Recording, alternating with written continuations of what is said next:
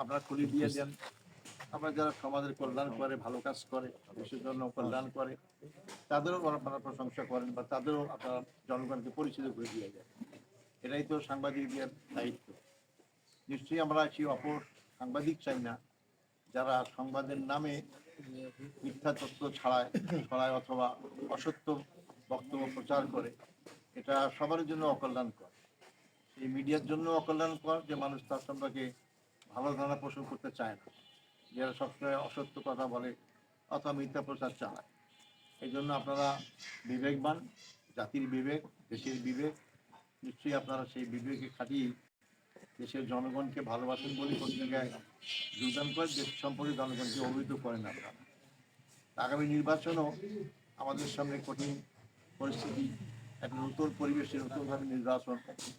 বহুদিন একটা ফ্যাসিস্ট সরকারের পতনের পরে নতুন এক বাংলাদেশ আমরা পেয়েছি এবং জুলাই সনদের আমরা সবাই যে স্বাক্ষর করেছি, যেটা আগামী 12ই ফেব্রুয়ারি গণভোটের মাধ্যমে আমরা আশা করি এটা পাস হবে, অনুমোদন হবে এবং তার মাধ্যমে দেশ একটা নতুনভাবে যাত্রা শুরু করে ইনশাআল্লাহ।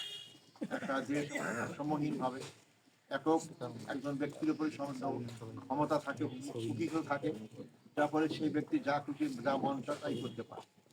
এবং সবাই আমরা বিপ্লবের পরে আমরা যে জুলাই সনদ স্বাক্ষর করলাম তাদের রাষ্ট্রকে ভারসাম্যপূর্ণ অবস্থায় নিয়ে আসার জন্য আমরা চেষ্টা করেছি এবং জনগণ যাতে তার নির্বিঘ্নে স্বাধীনভাবে তার মত প্রকাশ করতে পারে ভোটের মাধ্যমে, সে যে দলকে সে মার্কাকে ভালোবাসে পছন্দ করে সে মার্কাকে সে ভোট দেবে।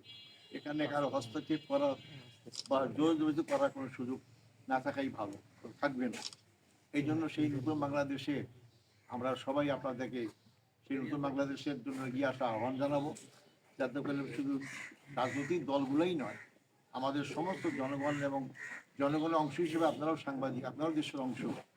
দেশ ভালো চললে আপনারাও ভালো চলবে, আর দেশ ভালো না চললে আপনারাও কেউ ভালো চলতে পারবেন না।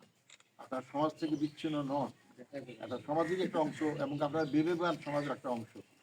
সমাজকে জাগ্রত করা, সমাজকে এগিয়ে নেওয়ার ক্ষেত্রে আপনারা বিরাট ভূমিকা পালন করতে পারেন এবং অনেকে বিরাট ভূমিকা পালন করেছে।